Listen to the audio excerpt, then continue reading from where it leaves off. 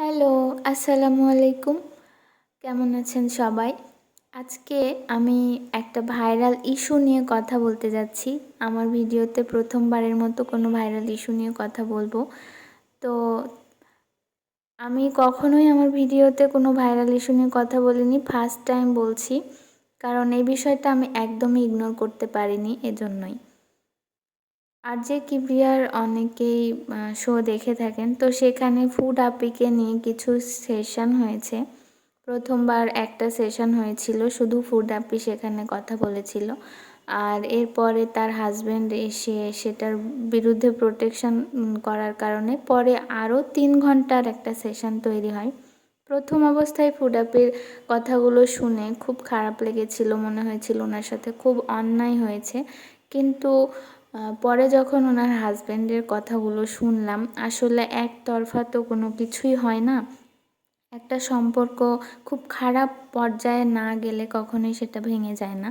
তো আমার কাছে মনে হয়েছে যে দুইটা পরিবারের কিছু মানে দ্বন্দ্বের কারণেই এই সম্পর্কটা এভাবে ভেঙে যায়। তো ওনারা চাইলেও পারতেন কিন্তু এটা নিজেদের মধ্যে সমাধান করতে।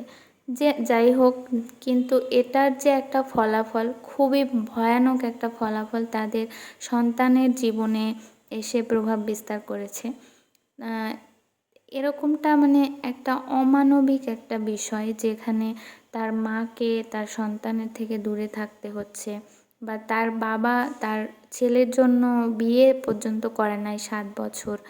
যেটাই হোক, একটা সময় কিন্তু তারা তাদের জীবনটাকে সুন্দরভাবে সাজিয়ে নিতেই পারবে। কিন্তু এই যে বাচ্চাটা, এ তো আর মেন্টালি কখনো ঠিক হতে পারবে না, বা সারা জীবনই একটা এই যে কষ্ট, এটা নিয়ে তাকে বয়ে বেড়াতে হবে।